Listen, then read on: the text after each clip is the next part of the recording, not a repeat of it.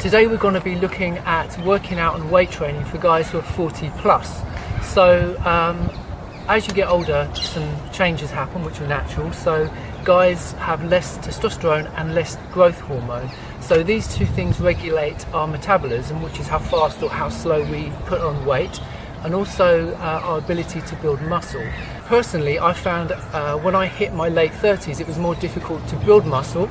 I found I was more wiped out after each workout as opposed to 5 or 10 years earlier. And I also found I was putting on weight a lot easier than I was before as well. So this all sounds pretty depressing, but fear not, because I'm here with Kieron Leese, who's not only an excellent personal trainer, he's also living proof that you can be 40 plus and have muscle and look great. So Kieron, when I first saw you, I thought you were like mid to late 40s, but in fact you're almost 60. So this is amazing. So people want to know, what is your secret? How do you... Okay, so it's not a secret. It's just, if you do consistency, whether it's food or training, and it's all progressive, you will move in the right direction. The body itself is made out of protein molecules. So how we reproduce our body's protein molecules is with protein and good food. So it's a bit like saying, are you going to build a house out of bricks, or are you going to build it out of wood? If you build a shed, it's going to last 10 years to fall apart. If you build a house out of bricks, it's going to last 50, 60, 80, 100 years. So if you give yourself good nutrition on a daily basis, not just for 1 week, it's not a diet, just consistently good nutrition, you're regenerating your whole bodily functions correctly. So you're going to be in a better place. If you train and you just, I don't drink, I don't smoke, so I like to lift weights. So what I do to lift those weights means I eat 5 meals a day to 6 meals a day. I drink probably 5 liters of water a day. I take minerals, vitamins, omega oils. That helps me to achieve my end goal. So if you don't do those things, so the benefits of doing those things, I guess, is that you're going to stay healthier, if you want to call it, look younger for much longer. Yeah. So you heard it here. So the next question is about, so obviously we need to get more testosterone, and I hear that there are exercises which will boost your testosterone. So is this true? And if so, what are they? It is true. So the basic 5 movements we do, if you squat, if you deadlift, if you do heavy bench, if you do overhead pressing with a bar standing, if you do pull-ups and you do dips. So they're basic 6 exercises. Then you throw in bent over rows. They're the big compound movements which stress your whole body. It stresses your nervous system, which then stresses your testosterone. So when you're recovering, your body produces more testosterone. It's as simple as that. But you have to take your body past that level of uncomfortable. You have to really push it. And if you don't push it, the body, there's no reason for the body to change unless you force it to change. And when you force it to change with high intensity, with the correct movements. I kind of have researched a little bit, and I don't know whether it's true, but you've got like a window of 40 minutes where it kind of peaks and then it kind of goes down. So basically, in a nutshell, between 40 minutes to 60 minutes is where you, if you think of your workout, you want to do 10-15 minutes warming up. Then when you're into that training, that 40 minutes to 60 minutes of training, that's the heavy training you do. Yeah. Then I don't count training, say biceps or triceps, as training. That's just secondary training. So if we said, if I did, like I trained today, we did about 50 to 60 minutes of like squat and deadlift. Then we spent another 20 minutes doing like calves and stretching. So I don't count calves and stretching as training. Okay. Does that make sense? Yeah. So your block of intense training, 40 to 60 minutes, is about. So that's really where the testosterone is kind of kicking in and really helping you. Yeah. And after that, because a lot of the time you see guys texting on their mobile phone, or they're chatting to their friends, and they're kind of socialising in the gym, but actually they're wasting that kind of window of opportunity. So you have to really get in. And I suppose as you get older, it's more about being smarter with your workout rather than putting in more effort. Would that be right? Yeah, you still got to get. If you don't, the body will only change if you put the intensity. It's going to be everything's going to be progressive. Whether it's more weight, more reps, more sets, less rest, whatever it is. Each time if it's progressive, the body has to adapt. And if you do the correct exercises, the body adapts in the correct way. Yeah. And there's certain exercises that boost our testosterone, and other ones that don't boost our testosterone. So you're looking for just not, the smaller muscles. You're looking for big compound movements that work. So you can't do compound movements for more than 45, 50 minutes. Okay. Well, you could do, but all you're doing is you're doing it at such a low level that you're not stressing your nervous system. Yeah. It's your nervous system is stressed, which stresses your testosterone. That's what you're looking for. Cool. Yeah. Does that make sense? Yeah. Cool.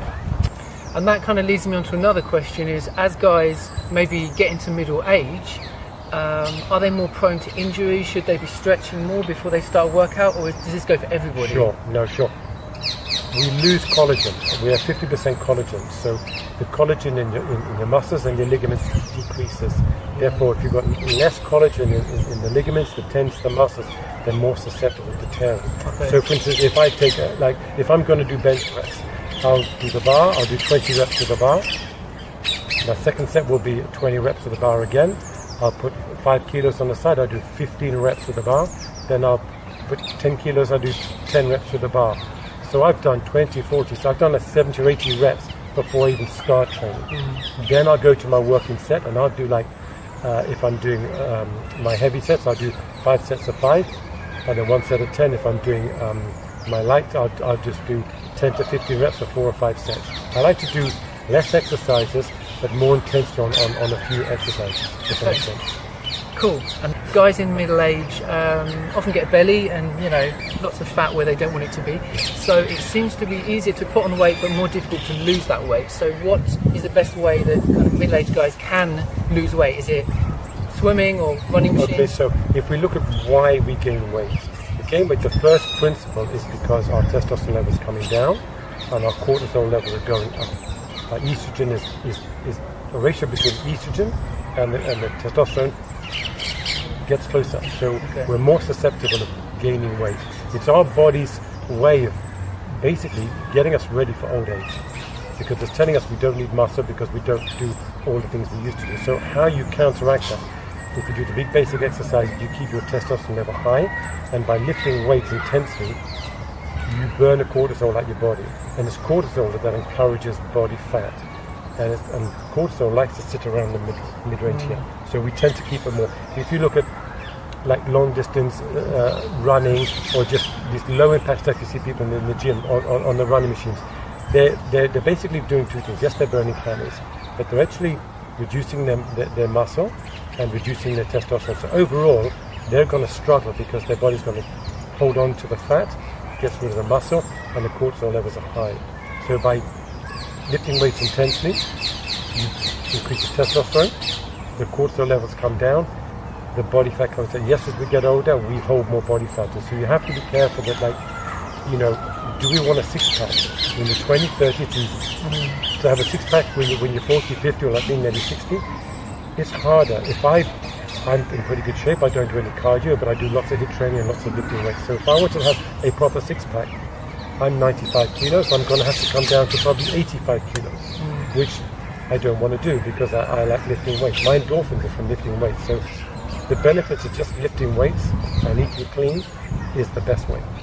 I think you can put a lot of pressure on yourself, especially with social media. So I think the goal should be for however old you are to be the best version of yourself, rather than looking at yourself 20 years ago and expecting the same results, because obviously you're not that young, but our priorities in life change. So like you said about the six-pack, guys in middle age have families, they're more invested in their work, they're more stressed. So, hanging around in the gym like, you're a teenager, it's not the same. So I think people also need to kind of not be too hard on themselves as well. But the last thing I wanted to ask about is, as guys do get older, they need more protein to maintain that muscle and grow muscle. So obviously we can take protein shakes, but for someone who's maybe not that knowledgeable about this, what other supplements would help guys who are 40? Okay, so if we get our protein levels right, so if we're trying to get from food, so I eat 3 meals a day, and I do 3 protein shakes. That's what suits me. One of my protein goes in my porridge. So my daily would be I have 50 grams of oats in the morning with 40 grams of whey protein powder and mixed seeds. My second meal will be chicken, sweet potato, vegetables. My third meal tends to be a protein drink with some carbs and 2 bananas, because that's after training. My fourth meal, depending on it, might be 5 eggs, or it might be some chicken again. My fifth meal is my evening meal, which is normally chicken, or I eat red meat 3 times a week. And then before I go to bed every night, I have a protein drink, because that's the one you want to get in. So you want your protein, if you're going to take protein powder, the 3 times you want to take it first thing in the morning when we wake up, it goes into our system quickly. Directly after training, it goes into our system, our body can absorb it. And last thing at night, before I go to bed, I drink a protein, so it's in my system. So whilst I'm sleeping, that's when your body repairs, recovers and grows. If you go to bed empty, you go catabolic. So you'll find professional bodybuilders set their alarm clock at 2, 3 o'clock in the morning, wake up and have another protein drink, because the 3-hour window goes and they do it again. We don't need to do that because we're not at that level. But going to bed at night time helps stay in a positive nitrogen balance. That's where we want to be all the time. So that's why we do the 3-hour window for all our food. I take omega-3, 6 and 9 oils because I don't particularly fish. I take a multivitamin. I take 1,000 milligrams of vitamin C every day. And I take D3 in the winter because it helps us. But the protein levels need to be roughly, if you go 1 gram per pound of your body weight, obviously if you're around about, like we see with me, 40 to 50% body fat, that's pretty cool. If you are 25 to 30% body fat, you don't need 1 gram per pound of your body weight, because a lot of your body weight is fat. Does that make sense? Yeah. So you have to just be, if you're basically like me, on 95 kilos, I try and hit 200 grams of protein a day. If you were say 85 kilos, you want to hit about 180 grams a day. If you're 130 kilos, but you are 30% body fat, you only need about 200 grams a day. Yeah. Does that make sense? Okay. Yeah. So I guess creatine as well, it applies to guys when they're middle age as well. It's the same. So creatine I use creatine. Creatine is an amazing product, but you have to understand this. It's a stepping stone. So when you're in your training, when you reach a plateau, we all reach plateaus. If I take creatine for 6 to 12 weeks, it allows me cell volumization. It allows more glycogen to be held in the muscle, which allows me to have more endurance, be stronger. So if I've got more endurance and more strength, I lift more weight, I tear more muscle fibers, if I eat my protein, I grow bigger. So in its own, it doesn't make bigger muscles. It's almost like the air in the balloon. You just put more air in the muscle.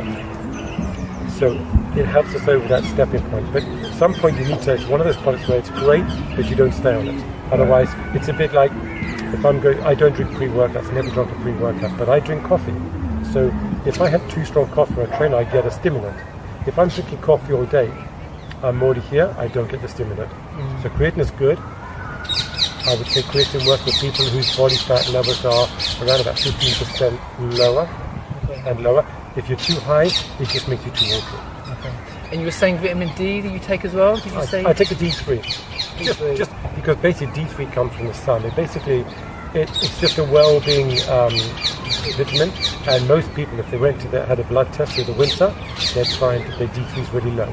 Okay. And a lot of doctors, if people are suffering from depression or just sadness, they supplement a D3, and it basically just brings you back up. Okay. Yeah. Well, hopefully this has helped you if you are kind of middle-aged and kind of having challenges with your workout. If you just want to mention your website. Yes, so my company is called ElitePT365.com, and you can go on there and you can find all my details, and I do training programs, I do meal planners, I keep everything very basic. So it's ElitePT365.com. Please subscribe, and thanks for watching. Have a good day. Thank you.